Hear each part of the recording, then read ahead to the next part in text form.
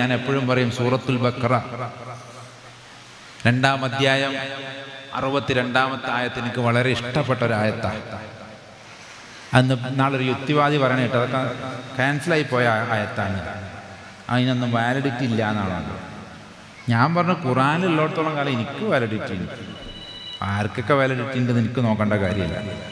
ഖുറാനിൽ എൻ്റെ വീട്ടിൽ അച്ചടിച്ച് എനിക്ക് കിട്ടിയ ഖുറാനിൽ അതിൽ വാലിഡിറ്റി ഉണ്ട്, എനിക്കത് നോക്കിയാൽ മതി. എന്താ പറയുന്നത്? എൻ്റെ ഏറ്റവും ഇഷ്ടപ്പെട്ട ആയത്താണ്, ഇന്നല്ലദീന ആമനു വല്ലദീന ഹാദു വനസാറ വസ്വാബീന മൻ ആമന ബില്ലാഹി വൽ യൗമിൽ ആഖിർ വഅമില സ്വാലിഹീൻ ഫലാഹും അജ്റഹും മിൻ റബ്ബിഹിം ലാ ഖൗഫുൻ അലൈഹിം വലാ യഹ്സനൂൻ. ഇത് അൽ മാഇദ സൂറത്തിൽ വീണ്ടും ആവർത്തിക്കുക, ഒരു 1-2 വാക്കുകളുടെ വ്യത്യാസം.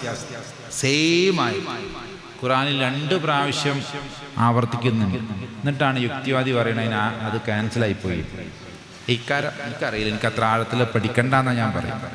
ഇത് ക്യാൻസലാകാതിരിക്കട്ടെ എന്നാ ഞാൻ പ്രാർത്ഥിക്കും. എന്താ നന്മ ചെയ്യുന്നതൊക്കെ ക്യാൻസലാക്കണമെന്നാ? എന്താ അർത്ഥം? ഇന്നല്ലദീന ആമനു, വിശ്വസിച്ചവരാകട്ടെ. ആരിൽ? മുഹമ്മദ് മുസ്തഫ സല്ലല്ലാഹു അലൈഹി വസല്ലമ തങ്ങളിൽ വിശ്വസിച്ചവരാകട്ടെ. വല്ലദീന ഹാദു, യഹൂദനാവട്ടെ. വനസാറ, നസ്രാനിയാവട്ടെ. വസ്വാബീന, അന്ന് കാലത്ത് സ്വാബിയന്മാർ എന്ന് പറഞ്ഞ് ആ നാട്ടിലെ പ്രാഗ്ധന ഗോത്രവർഗക്കാരും ആ നാടിൻ്റെ മക്കൾ, അവരവിടുത്തെ മതം ഫോളോ ചെയ്യുന്നവർ, അവിടുത്തെ ഞങ്ങളെപ്പോലെ ഉള്ള അൽക്കുലത്ത് ഹിന്ദുക്കളൊക്കെ അതിൽ പൊടുന്ന് കൂട്ടിക്കോളി. അങ്ങനെയുള്ള ആൾക്കാർ ആര് തന്നെയും ആകട്ടെ. എന്താണ് 2-3 കാര്യങ്ങളോട് പറയുന്നുണ്ട്. ഒന്ന്, ദൈവത്തിൽ വിശ്വസിക്കുക. ദൈവവിശ്വാസമുള്ളവരാണ് ഒന്നിച്ചു നിൽക്കേണ്ടത്. ഞാൻ ഈ വേദിയിൽ വന്നത്, ഞാൻ ഇപ്പോൾ വരുമ്പോൾ ഹംസ സാഹിബ് ചോദിക്കുമായിരുന്നു, ഞാനൊന്നും നോക്കിയിട്ടില്ല. ഞാൻ പറയാം മുപ്പരോട്, ഇപ്പോൾ ജമാഅത്തെ മുജാഹിദ് ആരാ വിളിച്ചതെന്ന് ഞാൻ ഇതൊന്നും നോട്ടീസൊന്നും നോക്കിയിട്ടില്ല. ഫൈസിയാണ് വിളിച്ചതെന്നൊരു ഓർമ്മ ഉണ്ട്. അപ്പോൾ ഫൈലി ഏതായാലും സുന്നിയക്കാരൻ എന്നുള്ളൊരിതിലാണ് ഇവിടെ പോകുന്നത്. അല്ലാത്തവരും ഉണ്ട് കേട്ടോ. മുജാഹിദിലേക്ക് പോയ തങ്ങന്മാരും ഉണ്ട്, ഫൈസി ഒക്കെ ഉണ്ട്. തങ്ങന്മാരും ഉണ്ട്, വൈലികളൊക്കെ നമുക്ക് അവിടെ അറിയാം. എന്നെ സംബന്ധിച്ചിടത്തോളം ഒരു മുൻവിധി ഇല്ലാതെയാണ് ഞാൻ ഒരു സ്ഥലത്തേക്ക് പോകുന്നത്. ഇവിടെ വരുമ്പോൾ നമുക്കറിയാലോ സലാത്താണ്, അപ്പോൾ പിന്നെ എന്തായാലും സുന്നി തന്നെ.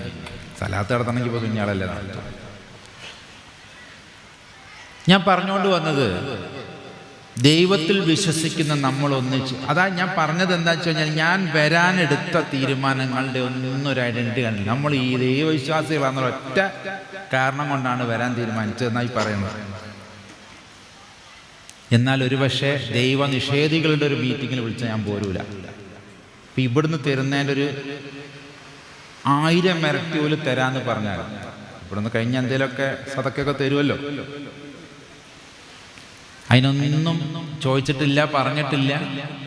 ഇന്ന് വരെ പൈസ പറഞ്ഞു വാങ്ങിയിട്ടില്ല. കരുവാരക്കുണ്ടിന് കാസർഗോഡ് വരെ പോയിട്ട് 200 റുപ്യ എന്ന കഥ ഞാൻ ഇടയ്ക്കിടയ്ക്ക് പറയലുണ്ട്. ഓരോട് ഞാൻ വരെ പറഞ്ഞിട്ടില്ല. ഒരു നോട്ട് മാറിയതാണെന്ന് ഞാൻ പറയുന്നത്. 2000-ൻ്റെ നോട്ട് തരുന്നതിന് പകരം 200 പോയതാണ്. നോട്ട് മാറാലോ മനുഷ്യന്. കാരണം ഫുൾ ടാങ്ക് അടിക്കണമെങ്കിലേ 2000 പോരാ. മാഹിന്ന് ഏതായാലും കാസർഗോഡ് പോകുമ്പോൾ നമ്മൾ എന്ത് ചെയ്യും? ഒരു ഫുൾ ടാങ്കൊക്കെ അടിക്കലുണ്ട്. നമ്മൾ ഈശ്വരവിശ്വാസികളാണ് ഒന്നിച്ചു നിൽക്കേണ്ടത്. ഈ ഈശ്വരവിശ്വാസികൾ ഒന്നിച്ചിരിക്കുന്നതാണ് മനോഹരം. അതുകൊണ്ടാണ് ഖുർആൻ പറയുന്നത്, ആര് തന്നെയും ആകട്ടെ നിങ്ങൾ ഈശ്വരനിൽ വിശ്വസിക്കുക, എന്നിട്ടോ അന്ത്യനാളിലും വിശ്വസിക്കുക. ഞാൻ ഈ വിശ്വാസം എന്ന് പറയുന്നത് ഉത്തരവാദിത്തമില്ലാത്ത വിശ്വാസം ഞാൻ വിശ്വസിക്കില്ല. വിശ്വാസം എന്ന് പറയുന്നത് എളുപ്പമാണ്, പക്ഷെ അതിൻ്റെ പിന്നിൽ ഖുർആനും മറ്റു മതങ്ങളും ഒക്കെ പറയുന്നവരുണ്ട് വിശ്വസിക്കാമെന്നൊരു ഉത്തരവാദിത്തം ഉണ്ട്. ഞാൻ അന്ത്യദിനത്തിൽ വിശ്വസിച്ചു പറഞ്ഞാൽ എനിക്ക് തോന്നിയ പോലെ ജീവിക്കാൻ പറ്റും. കാരണം അന്ത്യദിനത്തിൽ എന്താ സംഭവിക്കുക? അന്ത്യദിനത്തിൽ ഞാൻ വിശ്വസിക്കുന്നത് ദൈവം വന്ന് കൃത്യമായി കണക്ക് നോക്കുന്നു. ഈ കണക്ക് നോക്കുന്നുള്ള വിശ്വാസമുള്ളവൻ തോന്നിയ പോലെ ജീവിക്കും. പറ്റുമോ? That is my responsibility. എൻ്റെ വിശ്വസിക്കുന്നുണ്ട്, ഞാൻ അന്ത്യദിനത്തിലും ദൈവത്തിലും വിശ്വസിക്കുന്നുണ്ടെന്നുണ്ടെങ്കിൽ ദൈവം അന്ത്യദിനത്തിൽ എന്നെ വിധിക്കാൻ എൻ്റെ പ്രവൃത്തികളുമായി വരും. ഇന്നെന്നിപ്പോൾ നമ്മൾ കോൾ ലിസ്റ്റൊക്കെ എത്ര പെട്ടെന്ന് എടുക്കണേ അല്ലേ? ഞാൻ എത്ര ഈ നമ്പറിൽ നിന്ന് എവിടെയൊക്കെ എങ്ങനെയൊക്കെ കോള് വിളിച്ചിട്ടുണ്ടെന്നുള്ള എല്ലാ ലിസ്റ്റും വേണമെങ്കിൽ പോലീസിന് എടുത്തൂടെ? പോലീസിന് നല്ല വേണമെന്നുണ്ടെങ്കിൽ നല്ല ബുദ്ധിയുള്ള കുട്ടികൾക്ക് ഇപ്പം തന്നെ എടുക്കാം. ഞാൻ എന്തൊക്കെ പറഞ്ഞു എന്നുള്ളത് റെക്കോർഡാണ് ഇവിടെ എന്ന് പറയുന്നതല്ല. മൂപ്പരിങ്ങനെ എൻ്റെ പേര് ഞെക്കും, ഒരു ഇത് ഇടുമ്പോൾ ഇങ്ങോട്ട് വരും എൻ്റെ ലിസ്റ്റ്. എന്നിട്ട് ഞാൻ പറയാം എനിക്കിതിൽ വിശ്വാസമുണ്ട് എന്ന് പറഞ്ഞ് ഞാൻ ജീവിച്ചിട്ടുണ്ടെങ്കിൽ. അപ്പോൾ ദൈവത്തിൽ വിശ്വസിക്കുക, അന്ത്യദിനത്തിലും വിശ്വസിക്കുക എന്ന് പറഞ്ഞാൽ ടേക്ക് റെസ്പോൺസിബിലിറ്റി. ജീവിതം ഉത്തരവാദിത്വത്തോടുകൂടി അവിടെ ചെന്ന് ബബ്ബ തത്തത്തെ പറയാതെ രീതിയിൽ നീ ജീവിക്കണം. ദൈവത്തിൻ്റെ മുമ്പിൽ തെറ്റുകാരനായി നിൽക്കരുത്, കുറ്റക്കാരനായി നിൽക്കരുത് എന്ന ബോധമുള്ളവനെയാണ് അവിടെ ആഖിറിൽ വിശ്വസിക്കുക എന്നതുകൊണ്ട് ഉദ്ദേശിക്കുന്നത്. എന്നിട്ട് എന്ത് ചെയ്യണം? ഇത് രണ്ടും ദൈവവുമായുള്ള ബന്ധത്തിൽപ്പെട്ട കാര്യങ്ങളാണ്. യേശു പറഞ്ഞതുപോലെ ദൈവത്തിൽ വിശ്വസിക്കുക പൂർണ്ണ ഹൃദയത്തോടും പൂർണ്ണാത്മാവോടും പൂർണ്ണ മനസ്സോടും കൂടി. അത് കഴിഞ്ഞിട്ടോ അടുത്തത് മനുഷ്യരെ കുറിച്ചാണ്. സ്വാലിഹായിട്ടുള്ള പ്രവർത്തികൾ ചെയ്യുക, സ്വാലിഹായിട്ടുള്ള അമലുകൾ ചെയ്യുക. ഒരുപാട് ഞാൻ പറയാറുണ്ട്, ഒരുപാട് നന്മ പ്രവർത്തികളുണ്ട്. കള്ള് കുടിക്കാൻ വേണ്ടി മുട്ടി നിൽക്കണമെന്ന് ഒരു ഗ്ലാസ് വെള്ളം കള്ള് മേടിച്ചു കൊടുക്കണമെന്ന് ചിലപ്പോൾ നല്ല പ്രവൃത്തി എന്നൊക്കെ പറയാം, പക്ഷെ ദൈവം സ്വീകരിക്കില്ല. ധാർമ്മിക പ്രവൃത്തി അല്ലത്, ഈശ്വരനും ഭഗവാനും ഒന്നും ഇഷ്ടപ്പെടുന്ന പ്രവൃത്തി അല്ലത്. ദൈവം സ്വീകരിക്കുന്ന ധർമ്മത്തിനനുസൃതമായ ചില പ്രവൃത്തികളുണ്ട്. ആ പ്രവർത്തികൾ സ്വാലിഹ് എന്നാൽ സ്വീകരിക്കപ്പെട്ടത്, അംഗീകരിക്കപ്പെട്ടത്, ലീഗൽ എന്നൊക്കെ പലതും അർത്ഥം. ഇങ്ങനെ അംഗീകരിക്കപ്പെട്ടതായ അമലുകൾ, നല്ല പ്രവൃത്തികൾ ചെയ്യുകയും ചെയ്താൽ ഫലാഹും അജ്റഹും മിൻ റബ്ബിഹി, റബ്ബിൽ നിന്ന് അവന് നിശ്ചയമായും പ്രതിഫലമുണ്ട്. ലാ ഖൗഫുൻ അലൈഹി, അവനൊരു പേടി, ഒരു ഖൗഫും വേണ്ട, ഒരു പേടിയും പേടിക്കണ്ട. വലാ യഹ്സനൂൻ, അവൻ ഒരിക്കലും ലജ്ജിക്കേണ്ടി വരില്ല. എത്ര ക്ലിയറാണ് അവിടുത്തെ ദൈവവിശ്വാസം. അവനവൻ അറിഞ്ഞിടത്തോളം കൊണ്ട് നടക്കുക. അതിന് ചിലർക്കൊക്കെ ചില കൂടുതൽ അറിയുന്നവരുണ്ടാവും, ഒന്നും അറിയാത്തവരുണ്ടാവും. ഓനൊക്കെ അത് വെച്ചിട്ടാണ് ദൈവം കാൽക്കുലേറ്റ് ചെയ്യുക. യഥാർത്ഥത്തിൽ അവൻ ഇതിനെക്കുറിച്ച് അറിയാതെ മരിച്ചു പോകണ എത്ര ആൾക്കാർ നിന്നുണ്ടല്ലോ. പല കാട്ടിലൊന്നും നമ്മളൊന്നും ചെന്ന് ദൈവത്തെക്കുറിച്ചൊന്നും സംസാരിക്കാൻ നമുക്ക് പറ്റൂലെങ്കിൽ അവനവിടെ കിടന്ന് മരിച്ചു. പക്ഷെ അവൻ്റെ ജീവിതത്തിലും അവന് നന്മകൾ പ്രവർത്തിച്ചിട്ടുണ്ടെങ്കിൽ, അവൻ്റെ സമൂഹത്തിൽ പ്രവർത്തിച്ചിട്ടുണ്ടെങ്കിൽ അതിനനുസരിച്ച് ദൈവം അവനെ ലജ്ജിപ്പിക്കൂല, അവന് പേടിക്കണ്ട എന്നുള്ളതാണ് ഖുർആനിൻ്റെ സന്ദേശം. അവിടെ ഒന്ന് നോക്കൂ, ഞാൻ പറഞ്ഞു മതത്തിൻ്റെ രണ്ട് ഭാഗം. ദൈവത്തെക്കുറിച്ച് പറഞ്ഞു കഴിഞ്ഞാൽ അതിൻ്റെ പൂർണ്ണത കാണുന്നത് മനുഷ്യനോടുള്ള പ്രവൃത്തിയിലാണ്, നല്ല പ്രവൃത്തികളിലാണ്. ഇനി ഹിന്ദു മതത്തിലേക്കൊന്ന് വന്നാലോ, അവിടെയൊക്കെ ചൊല്ലിയതുപോലെ ഉദാരചരിതാനാം തൂ വസുദൈവ കുടുംബകം, ബാക്കിയൊക്കെ ഞാനവിടെ തള്ളിക്കളയാം. ഉദാരചരിതന്മാർക്കേ വസുദൈവ കുടുംബമുള്ളൂ. ഈ വസുദൈവ കുടുംബം എന്ന് മാത്രം കൊണ്ട് നടന്നിട്ട് കാര്യമില്ല. ഈ ലോകം മുഴുവനും ഒരു തറവാടാണെന്ന ബോധം ആർക്കാ വരിക? ഉദാരചരിതൻ. ഉദാരചരിതൻ എന്ന് പറഞ്ഞാൽ എല്ലാവരെയും ഉദാരമതികൾ, എല്ലാവരെയും ഒരുപോലെ കാണാൻ കഴിയുന്നവർ, അയൽവാസിയുടെ ജാതി മതങ്ങൾ നോക്കാതെ സ്നേഹിക്കുന്നവനെയാണ് ഉദാരമതി എന്നതുകൊണ്ട്. ഉദാരം എന്ന് പറഞ്ഞാൽ അതിൻ്റെ അർത്ഥം എന്താ? അതാണ് അതിൻ്റെ അർത്ഥം. അത് ഓൻ്റെ പ്രാരബ്ധമാണ്. ഓന് പട്ടിണി ഉണ്ടെങ്കിൽ അത് ഓൻ്റെ ദൈവശിക്ഷയാണ് എന്ന് പറയുന്നവൻ ഉദാരമതിയല്ല. ഈ ഉദാര ചരിതാനാം തു വസുദൈവ കുടുംബം. മാധവ സേവ എന്ന് പറയുന്നത് മാനവ സേവയാണെന്ന് പറഞ്ഞ മതമാണ് ഹിന്ദുമതം. ജനാർദ്ദന സേവ അത് ജനസേവയാണെന്ന് പറഞ്ഞ മതമാണ്. പിന്നെ മാനവസേവയും ജനസേവയും നാരായണ സേവ എന്ന് പറയുന്നത് നരസേവ, മനുഷ്യനെ സേവിക്കലാണ്. ശിവസേവ എന്ന് പറയുന്നത് ശിവനെ സേവിക്കാൻ പുറപ്പെടുന്നുണ്ടെങ്കിൽ അത് ഓരോ ജീവനെയും ജീവസേവയിലൂടെ ആയിരിക്കും. എത്ര കൃത്യമായിട്ടാണ് അവിടെയൊക്കെ പറഞ്ഞു വെച്ചിരിക്കുന്നത്. നാരായണനെ പൂജിച്ചു എന്നതുകൊണ്ട് ആ പൂജ കഴിഞ്ഞു എന്നല്ലാതെ അതിൻ്റെ എവിടെയും നമ്മൾ കാണുന്നുണ്ട് അമ്പലങ്ങളിലൊക്കെ ഉത്സവം നടന്നു കഴിഞ്ഞാൽ അവിടെയൊക്കെ ഒരു അന്നദാനം നടക്കും. അതതിൻ്റെ ഒരു ഭാഗമാണ്. ഞാൻ ചിലപ്പോഴെങ്കിലൊക്കെ കരുതും, എന്തിനായി വെറുതെ വീട്ടിൽ ഇഷ്ടം പോലെ തിന്നാണ്ട് പിന്നെ ഇപ്പോൾ ഇവർക്ക് അന്നദാനം കൊടുക്കേണ്ട കാര്യം വല്ലതും. പക്ഷേ അവിടെ ആരെങ്കിലും ഒരാൾ ആ കൂട്ടത്തിൽ അർഹത നേടിയ ഒരാളുണ്ടാവും, ആ ഭക്ഷണത്തിന് ആഗ്രഹിക്കുന്ന ആളുണ്ടാവും. അതാണ് ആ ഒരാൾക്ക് കിട്ടേണ്ടത് കിട്ടണം. അയാൾക്ക് മാത്രം കൊണ്ടൊരു അന്നം കൊടുക്കാൻ പറ്റും. അപ്പം അയാൾ അപമാനിക്കുന്നതിന് തുല്യമായി. അതുകൊണ്ട് എല്ലാവരും വന്ന് കഴിച്ചു, എല്ലാവരും അന്നദാനത്തിൽ പങ്കെടുത്തു. അതിൽ അർഹതപ്പെട്ടവനും കിട്ടട്ടെ. അതൊരു മനുഷ്യനെ അപമാനിക്കാതെ കൊടുക്കുന്ന ഒരു സദ്യയാണ്. മറ്റേത് ഇജ്ജ് പാവപ്പെട്ടവനാ വന്ന് തിന്ന് പോയിക്കോ എന്ന് പറഞ്ഞു കഴിഞ്ഞാൽ പിന്നെ അവർക്ക് വരാൻ തോന്നും. ഇത് നമ്മുടെ നാട്ടിലെല്ലാവരും പോയി കഴിക്കുന്നുണ്ട്. ആ കൂട്ടത്തിൽ ആർക്കും പോവാം. അവിടെ ഒരു വിവേചനവും ഇല്ല. അങ്ങനെയാണ് കേട്ടോ സദ്യ നടത്തേണ്ടത്. അങ്ങനെ തന്നെയാണ് പല ക്ഷേത്രങ്ങളിലും നടത്തുന്നത്. അന്നദാനം നടത്തുന്നിടത്ത് ജാതിയോ മതമോ ഒന്നും നോക്കാറില്ല. അമ്പലത്തിൻ്റെ ഉള്ളിലേക്ക് ചിലവർക്ക് പ്രവേശനം ഇല്ലെങ്കിൽ പോലും അന്നദാനത്തിന് ആർക്കും വിലക്കില്ല.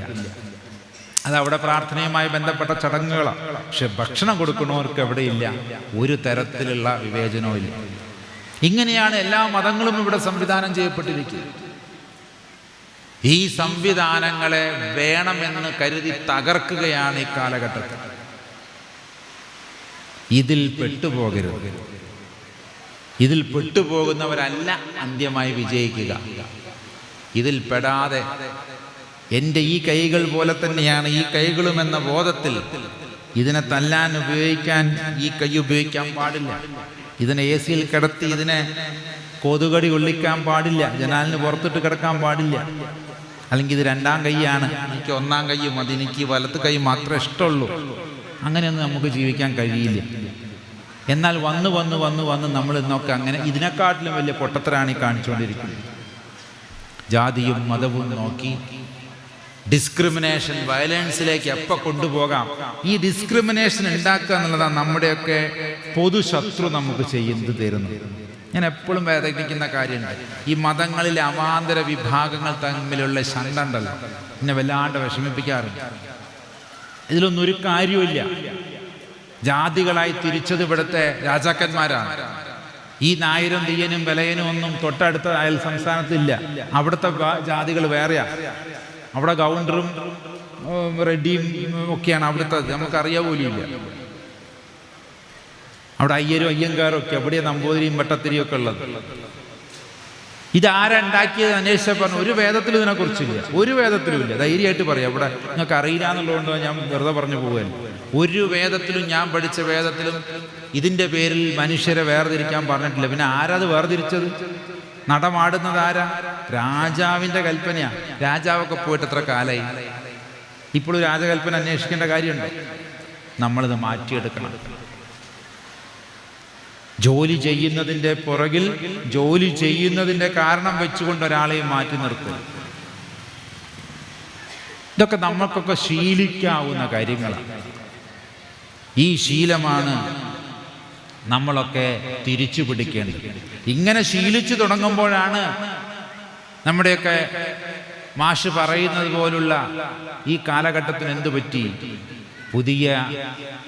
പുതു നിർവചനങ്ങൾ നമ്മൾ കൊടുക്കേണ്ടതുണ്ട്. അതുകൊണ്ട് ചെയ്യരുത്. ഇപ്പൊ കഴിഞ്ഞ ദിവസം ഞാൻ താമസിക്കുന്ന വീട്ടിലൊരു അതിഥി വന്നു. പെട്ടെന്ന് ഒരു ക്രിസ്തീയ ബ്രദറാണ്, വളരെ വിനയമുള്ള ഒരാളാണ്. ഞാൻ അയാൾക്ക് വൈകുന്നേരം പായ കൊണ്ടു കൊടുത്തപ്പോൾ അയാൾ പറഞ്ഞു, ഞാൻ പായയിലൊന്നും കിടക്കുന്നില്ല, എനിക്ക് അതിൻ്റെ ആവശ്യമില്ല, ഞാനിവിടെ എൻ്റെ കയ്യിലൊരു പുതപ്പുണ്ട്, ഞാൻ പുതപ്പ് വിരിച്ച് ഞാൻ ആ നിലത്ത് കിടന്നോളാറ്. ഞാൻ അയാളോട് പറഞ്ഞു, അതൊക്കെ നിങ്ങളെ ഇഷ്ടം, പക്ഷെ ഞാൻ പായയിലാണ് കിടക്കണം. ഞാൻ പായ കിടക്കുന്നുണ്ടെങ്കിൽ നിങ്ങളും ഒരു പായൽ കിടക്കണമെന്ന് ഉറപ്പ് വരുത്തുന്നത് എൻ്റെ ഡ്യൂട്ടിയാണ്. മൂപ്പര് അവിടെ പായൽ കിടക്കുമ്പോൾ ഞാൻ ഇവിടെ അങ്ങനെ കിടക്കുന്ന പിന്നെ എനിക്കെന്ത്, ഞാൻ വിശ്വാസിയിൽ പെടുവോ? എനിക്ക് എൻ്റെ ഒരു കൈ പായയിൽ ഒരു കൈ നിലത്തും വെച്ച് കിടക്കാൻ പറ്റുമോ? അതുകൊണ്ട് നിങ്ങൾ പോയി കിടന്നേ പറ്റുള്ളൂ. നിങ്ങൾക്ക് ഞാൻ പായൊക്കെ വിരിച്ചു തരും, പിന്നെ നിങ്ങൾ അപ്പുറത്ത് കിടക്കും അപ്പുറത്തൊന്നും ഞാൻ അറിയില്ല. നിങ്ങൾക്ക് ഞാൻ കിടക്കുന്ന അല്ലെങ്കിൽ ഞാൻ ഉപയോഗിക്കുന്ന സൗകര്യങ്ങൾ അതുപോലെ നിങ്ങൾക്ക് ഉണ്ടെന്ന് ഉറപ്പ് വരുത്തേണ്ട ഡ്യൂട്ടിയാണ് എനിക്കുള്ളത്. ഇങ്ങനെയൊക്കെ ശീലിച്ചു തുടങ്ങണം. ഇത് വെറുതെ പറഞ്ഞതല്ല, റസൂലുള്ളാഹിയുടെ വാക്കുകൾ അങ്ങനെയാണ്. ആരാണ് അയൽവാസി എന്ന് യേശുവിനോട് ചോദിക്കുമ്പോഴും അദ്ദേഹം പറയുന്ന സമരിയാക്കാരൻ്റെ ഉപമയുണ്ട്. വലിയ ഉപമ ഞാൻ പറയുന്നില്ല. ഒരു പ്രാവശ്യം ആയിഷ ബീബി റളിയല്ലാഹു അൻഹ അദ്ദേഹം ആ മഹദി റസൂലുള്ളാഹിയോട് ചോദിക്കുന്നുണ്ട് സ്വല്ലല്ലാഹു അലൈഹി വസല്ലം.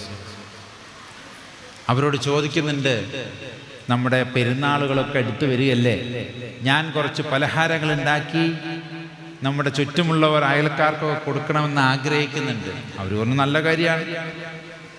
അപ്പം എനിക്കൊരു സംശയമുണ്ട്. എന്താണ് സംശയം? ആർക്കാണ് കൊടുക്കേണ്ടത്? നമ്മൾക്കിപ്പോൾ യഹൂദന്മാരൊക്കെയാണ് അടുത്ത് താമസിക്കുന്നത്. നമ്മുടെ സ്വഹാബത്ത് കുറേ അപ്പുറം മാറിയാണ്. ഞാനിപ്പോൾ അവിടുന്ന് കൊടുക്കണോ അതോ ഇവിടെ ഒരു അയൽക്കാരന് ആർക്കൊക്കെ കൊടുക്കണം? നമ്മളുണ്ടാക്കിയ ഭക്ഷണമാണ്, നമ്മൾ ആൾക്കാർക്കല്ലേ കൊടുക്കേണ്ടത് എന്ന അർത്ഥത്തിലാണ് ആയിഷ ബീബി റളിയല്ലാഹു അൻഹ ചോദിച്ചത്. റസൂലുള്ളാഹിക്ക് ഒരു മടിയോ അല്ലെങ്കിൽ ഒരു സംശയമോ ആ കാര്യത്തിലില്ല. ഒന്നാമത്തെ വീട് തൊട്ട് തന്നെ കൊടുക്കണം. ആ ഒന്നാമത്തെ വീട്ടിൽ യഹൂദനാണോ നസ്രാനിയാണോ സ്വാബിയനാണോ നോക്കരുതെന്ന് അതിൻ്റെ അർത്ഥം. അതോ വിശ്വാസിയാണോ സഹാബത്തിൽപ്പെട്ട ആളാണെന്ന് ഒന്നുകൂടെ നോക്കണം. എൻ്റെ പഴയ മതത്തിൽപ്പെട്ട ആളുകളാണോ അല്ലെങ്കിൽ എൻ്റെ കുടുംബത്തിൽപ്പെട്ട ആളുകളാണോ നോക്കണ്ട. ആരാണോ നിന്റെ ഒന്നാമത്തെ വീട്ടുകാർ. ഇങ്ങനെ പോകണം നമ്മുടെയൊക്കെ സാമൂഹ്യ നിർമ്മിതി. ഇങ്ങനെയൊക്കെ ചിന്തിച്ചു തുടങ്ങണം നമ്മൾ. ഇന്നത്തെ കുട്ടികളോട് പറഞ്ഞു കൊടുക്കുമ്പോൾ വളരെ കൃത്യമായി ഇത് പാലിക്കുന്നുണ്ടോ എന്ന് കുട്ടികൾ നോക്കാറുണ്ട്. ഞാനിപ്പോൾ ഈ ദിവസങ്ങളിലൊക്കെ ഞാൻ ചില വേദികളിൽ പറയാറുണ്ട്, ഇന്നത്തെ കുട്ടികൾ കൂടുതൽ സത്യസന്ധരാണ്, അവർക്ക് കൂടുതൽ മനസ്സിലാകുന്നുണ്ട്. പണ്ടൊക്കെ ഞാനൊക്കെ എന്തെങ്കിലും കാരണവശാൽ വീട്ടിൽ വൈകി ചെന്നാൽ എൻ്റെ ഉള്ളിലുള്ള എന്താ അറിയോ, അച്ഛനോടും അമ്മയോടും എന്ത് നുണ പറഞ്ഞിട്ടാണ് പിടിച്ചിക്കുക. എനിക്ക് പെട്ടെന്ന് തലകറക്കായി. ഞാൻ കുറേ നേരം ബസ് സ്റ്റോപ്പിലിരുന്നു. അപ്പോഴേക്കും ബസ് പോയി. അവിടെ വല്ലതും കളിച്ചിരിക്കുക അല്ലെങ്കിൽ വല്ല സ്ഥലത്തും പോയി ടി വി കാണുകയൊക്കെ ചെയ്തിട്ടുണ്ടാവും. ടി വി കണ്ടു എന്നും കളിക്കാൻ പോയി എന്നൊക്കെ പറഞ്ഞാൽ അടി കിട്ടും. പക്ഷെ ഇന്നത്തെ കുട്ടികളോട് ചോദിച്ചാലോ ഉള്ള പോലെ കാര്യം പറയും. ഞാൻ അപ്പുറത്തും ഇരിക്കുകയായിരുന്നു, അത് ഞാൻ സിനിമയ്ക്ക് പോയി എന്ന് അവർ പറയും. പക്ഷെ ഈ സത്യസന്ധരായ കുട്ടികളെ നമ്മൾ പോറ്റാൻ നമ്മൾ ശ്രദ്ധിക്കണം. അവരുടെ മുമ്പിൽ ഒരു തരത്തിലുള്ള ഡബിൾ സ്റ്റാൻഡേർഡ്സ് എടുക്കരുത്. നിന്നെപ്പോലെ നിന്റെ അയൽവാസിയെ സ്നേഹിക്കുക എന്നൊക്കെ ഇവിടുന്ന് കേട്ട് പോയിട്ട് വീട്ടിൽ ചെല്ലുമ്പോൾ ഇപ്പം പറയും അത്രക്കൊന്നും കൊടുക്കണ്ട, അല്ലെങ്കിൽ അത്രക്കൊന്നും വേണ്ട എന്ന് പറയുമ്പോൾ ഓനെന്നെ സംശയം. ഇതിപ്പം ഉസ്താദ് ഇപ്പം ഇങ്ങനെയല്ലല്ലോ പറഞ്ഞത് നമ്മളെ മതത്തെക്കുറിച്ച്. പിന്നെന്താ വാപ്പ ഇങ്ങനെ പറയണേ? അവിടെ വാപ്പാനോടൊരു ഒരു ഒരു ഒരു സംശയം തോന്നുന്നു. അച്ഛനമ്മമാരുടെ ആ സംശയം വന്നു കഴിഞ്ഞാൽ, ട്രസ്റ്റ് പോയി കഴിഞ്ഞാൽ, അവർ ലോകത്തിൽ ഏറ്റവും ട്രസ്റ്റ് ചെയ്യുന്ന നിങ്ങളെയാണ്, അച്ഛനമ്മമാരെയാണ്. അത് കഴിഞ്ഞിട്ട് പുറത്തുനിന്ന് ഒരാളെ ട്രസ്റ്റ് ചെയ്യുള്ളൂ.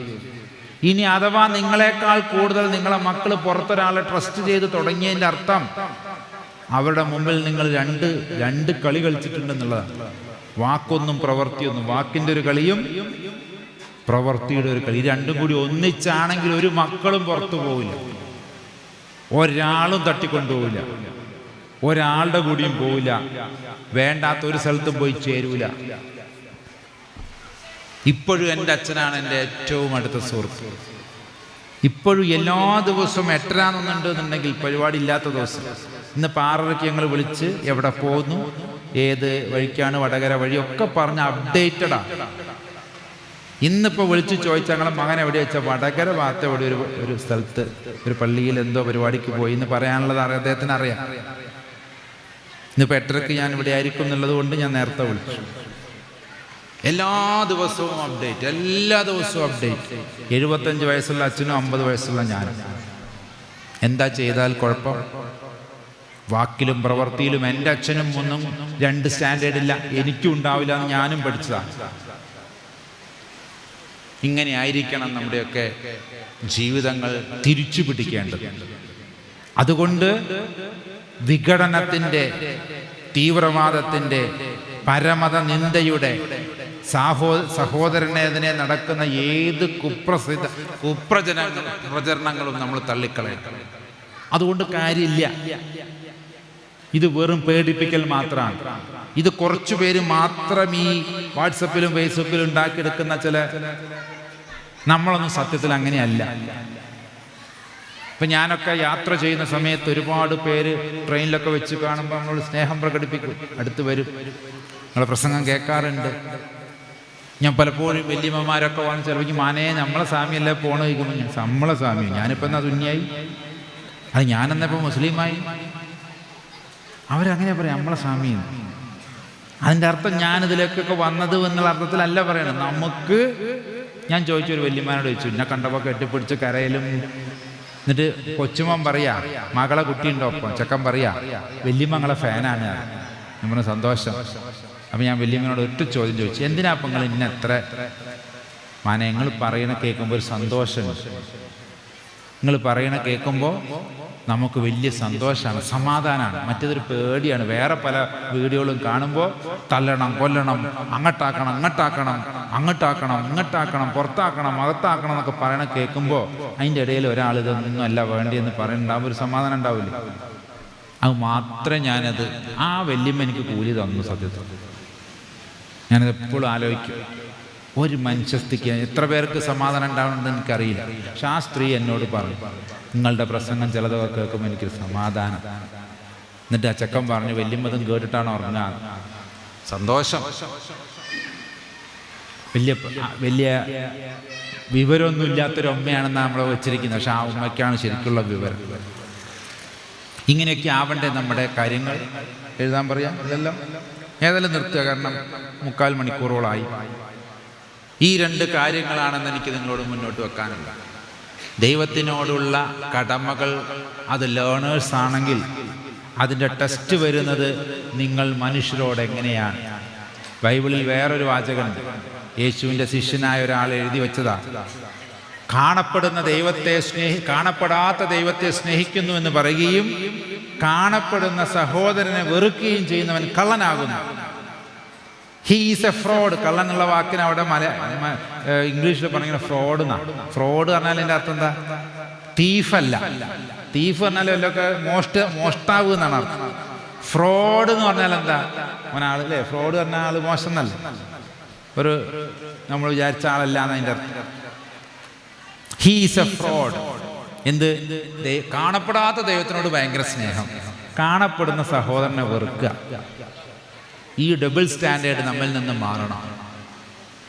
എന്നോട് സഹായം ചോദിച്ചു വന്നവന് എന്നിൽ നിന്ന് എൻ്റെ മുതലിൽ അവകാശമുണ്ടെന്ന് തിരിച്ചറിയുമ്പോഴാണ് നമ്മുടെയൊക്കെ നമസ്കാരങ്ങൾ നിലനിൽക്കുന്നത് എന്ന് ഖുർആനിലൊരു ആശയമുണ്ട്. അതെവിടെയാ? നിങ്ങളൊന്ന് ചെന്ന് ഒന്ന് വായിച്ചു നോക്കണം. അൽ മാരിജ് സൂറത്തിൽ അങ്ങനെ ഒരു ആശയമുണ്ട്. മിസ്കീനെയും മഹ്റൂമിനെയും തിരിച്ചറിയുന്ന ഒരു വാചകം അവിടെ. മിസ്കീനും മഹ്റൂം ഏകദേശം ഒരേപോലെ ദരിദ്രന്മാരാണ്. പക്ഷെ മഹ്റൂമിനെ തിരിച്ചറിയുക. മഹ്റൂം ആരാന്നൊക്കെ പറയാൻ നിന്ന് കഴിഞ്ഞാൽ ഒരുപാട് ഇവരൊക്കെ പറഞ്ഞു തരും. അവരോട് ചോദിച്ചു നോക്കുക. നമസ്കാരം നിലനിർത്തുന്നവനെ അത് മനസ്സിലാവുള്ളൂ. ഞാൻ മഹ്റൂമാണോ മിസ്കീനാണോ എന്ന് തിരിച്ചറിഞ്ഞിട്ട് എനിക്ക് അതിന് പറ്റുന്നതായ നന്മ പ്രവർത്തികൾ ചെയ്തു തരുമ്പോഴാണ് ഞാൻ നമസ്കാരം, അല്ലെങ്കിൽ അദ്ദേഹം നമസ്കാരം നിലനിർത്തിയവനാണെന്ന് പറയാൻ പറ്റുള്ളൂ. മറ്റോ നിസ്കരിച്ചവനൊരു പക്ഷേ പഠിച്ചവനപ്പം ഞാൻ ചില ആൾക്കാരൊക്കെ വെള്ളിയാഴ്ച അങ്ങനെ നിൽക്കണവരങ്ങനെ കണ്ടാത്ത എന്താ പള്ളി പോണില്ലേ, അല്ല നേരം വൈകിണ് പോണില്ല. ആ ഒരാളെ കയറ്റി പള്ളിക്ക് വിട്ടു, പോയി നിസ്കരിച്ചിട്ട് പറഞ്ഞു. ഞാൻ അവിടെ തന്നെ ഉണ്ടാവുന്നു. പോണോ കണ്ട് വരണോ കണ്ട് എന്ത് വെച്ച് കുത്തുബയൊക്കെ എങ്ങനെയുണ്ട്. കുത്തുബയൊക്കെ കഴിഞ്ഞിട്ടാണ് ഞാൻ ചെന്നത്. ഇപ്പോൾ അത് വേഗം നിസ്കരിച്ചിട്ട് പോകുന്നു. അങ്ങനെ നിസ്കരിക്കണവരുടെ കാര്യമല്ല ഞാൻ പറയുന്നത്. എത്ര പെട്ടെന്നാണ് ജുമായൊക്കെ കഴിയുന്നത്. ഞങ്ങളുടെ നാട്ടിൽ കാണുന്നൊരു പ്രതിഭാസം എന്താണെന്നറിയാം. നോമ്പ് കാലമായി കഴിഞ്ഞ് കഴിഞ്ഞാൽ കുറേ സുന്നികൾ മുജാഹിദാവും, അല്ലെങ്കിൽ കുറേ മുജാഹിദുകൾ സുന്നിയാവും. കാരണം ഇവിടെ കൂടുതൽ റക്കാത്ത് നിസ്കരിക്കണം ഒരു സ്ഥലത്ത്, മറ്റോടത്ത് വലിയ സൂറത്താണ് നിന്നിങ്ങനെ കൊടുത്താൽ. ഈ കുമ്പിടൽ കുറച്ച് കുറവ്. അപ്പോൾ കുമ്പിടൽ കുറച്ചുള്ളടത്ത് പോകണം ചില ആൾക്കാർ. ഇവിടെ അങ്ങനെയൊന്നും ഇല്ല കേട്ടോ. അങ്ങനെയല്ല ഇവിടുത്തെ ആൾക്കാർ. നിങ്ങളെല്ലാം ഞാൻ പറയണേ, നിങ്ങളെ നാട്ടിലുള്ളവരെയാണ് എളുപ്പം നോക്കിയിട്ടൊക്കെ നിസ്കരിച്ചിട്ട് എന്താകാൻ. കുമ്പിടാൻ വയ്യ, നീ വലിയ സൂറത്ത് പറ്റൂല. ഇതൊക്കെയാണോ നിസ്കാരത്തിൻ്റെ അടിസ്ഥാനം? അങ്ങനെ നിസ്കരിക്കുന്നവരല്ല. അങ്ങനെയുള്ളവർക്ക് ഒന്നും മനസ്സിലാവില്ല. മിസ്കിനെ കണ്ടാലും തിരിയില്ല, മഹ്റൂമിനെ കണ്ടാലും തിരിയില്ല. അതുകൊണ്ട് ദൈവം നമുക്ക് ഇതിനൊക്കെയുള്ള അനുഗ്രഹങ്ങൾ തരട്ടെ എന്നാണ് പ്രാർത്ഥിക്കാനുള്ളത്. ഈ ഒരു കാലഘട്ടത്തിൽ ആരൊക്കെ എന്തൊക്കെ തിരിപ്പിച്ചാലും പരമത നിന്ദ എന്ന് പറയുന്നത് ദൈവത്തിന് ഇഷ്ടമല്ല. അങ്ങനെ ചെയ്യുമ്പോഴാണ് യുക്തിവാദികൾ നമ്മളെയൊക്കെ ചെറിയിൽ തോന്നണതേ. ഓ, നിങ്ങൾ ഇത്ര വലിയ അതൊക്കെ പറഞ്ഞിട്ട് നിങ്ങൾ ഇങ്ങനെ കാട്ടിയോ എന്ന് ചോദിച്ചു കഴിഞ്ഞാൽ നമ്മൾ ആകെ മോശപ്പെട്ടു പോണത് അവിടെയാണ്. ദൈവവിശ്വാസികളായ ഇല്ലാത്ത ഞങ്ങൾക്കൊരു പ്രശ്നമില്ല, ഞങ്ങൾക്ക് ആരെയും ഉൾക്കൊള്ളാൻ പറ്റും. ദൈവവിശ്വാസമുള്ള നിങ്ങൾക്ക് എന്താ പറ്റാത്തതെന്ന് വെച്ചാൽ നമുക്കൊന്നും ഉത്തരം ഉണ്ടാവാൻ പാടില്ല. നമുക്ക് ദൈവവിശ്വാസം ഉള്ളവരോടും ഇല്ലാത്തവരോടും ഒക്കെ ഒരേ നിലപാടായിരിക്കും. ആരെയും നമ്മൾ വിവേചിക്കുന്നില്ല, ആരെയും നമ്മൾ രണ്ടാം പൗരന്മാരായി കാണുന്നില്ല. ദൈവവിശ്വാസികളുടെ മുമ്പിൽ എല്ലാവരും ഒരുപോലെ ആവട്ടെ. അതുകൊണ്ട് ചായയും സമൂസയും വന്ന് എല്ലാവരുടെയും ശ്രദ്ധ അതിലേക്ക് പോയിക്കൊണ്ടിരിക്കുന്ന ഈ സമയത്ത് ഞാൻ പ്രാർത്ഥിച്ചുകൊണ്ട് നിർത്തുകയാണ്. എന്താ പ്രാർത്ഥിക്കേണ്ടത്? റബ്ബനാ തഖബ്ബൽ മിന്ന ഇന്നക അന്തസ് സമീഉൽ അലീം. ദൈവമേ, ഇത് ഞങ്ങളുടെ കണ്ണൂർക്കര മാടാക്കര മഹല്ല് കമ്മിറ്റി സംഘടിപ്പിച്ച 24-ാം സ്വലാത്തിൻ്റെ ഈ വാർഷികം ദൈവം നമ്മിൽ നിന്ന് നേരത്തെ പറഞ്ഞ പോലെ എന്താണ് സ്വാലിഹായിട്ടുള്ളൊരു അമലായി സ്വീകരിക്കട്ടെ. ഇബ്രാഹിം നബിയും കൂട്ടരും പ്രാർത്ഥിച്ച പ്രാർത്ഥനയാണ്. ഖൈബ പുതുക്കി പണിതതിന് ശേഷം പ്രാർത്ഥിച്ചു, ഇത് ഞങ്ങളിൽ നിന്ന് ദൈവമേ നീ സ്വീകരിക്കണേ. നമ്മളും ഇതേപോലെ സ്വലാത്ത് വർദ്ധിപ്പിക്കലൊക്കെയാണ് നമുക്ക് വേണ്ടത്. റസൂലുള്ളാഹിയുടെ പേര് സല്ലല്ലാഹു അലൈഹി വസല്ലമ തങ്ങളുടെ പേര് കേൾക്കുമ്പോൾ സ്വലാത്ത് ചൊല്ലണം എന്നൊക്കെ ഉണ്ട്. ഇത് പലരും ചൊല്ലണമൊന്നുമില്ല, ഞാൻ ശ്രദ്ധിക്കുന്നുണ്ട്. വർദ്ധിപ്പിക്കണമെന്ന് പറയുന്നുണ്ടെങ്കിലും ഇങ്ങനെയൊക്കെ നമ്മളുടെ ഈ പ്രവൃത്തികൾ ദൈവം മുൻപാകെ സ്വീകരിക്കപ്പെട്ട പ്രവൃത്തികളായി മാറണേ എന്ന് മാത്രം പ്രാർത്ഥിച്ചുകൊണ്ട് ഞാൻ എൻ്റെ വാക്കുകൾ നിർത്തുന്നു. നാളെ വേറെയും പരിപാടികളുണ്ട്. അതുകൊണ്ട് പ്രത്യേകിച്ച് ഹംസ സാഹിബിനോട് അനുവാദം ചോദിക്കുകയാണ്. ഞാൻ പോവുകയാണ്. ഇനിയും മറ്റവസരങ്ങളിൽ കാണാൻ നിങ്ങൾ എനിക്കും വേണ്ടി പ്രാർത്ഥിക്കണമെന്ന് പറഞ്ഞുകൊണ്ട് ഞാൻ നിർത്തുന്നു. ഈ ഒരു ആളുകളൊക്കെ എൻ്റെ മനസ്സിൽ ഉണ്ടാവും. ഞാനും നിങ്ങൾക്ക് വേണ്ടി പ്രാർത്ഥിക്കുന്നതായിരിക്കും. നമസ്കാരം.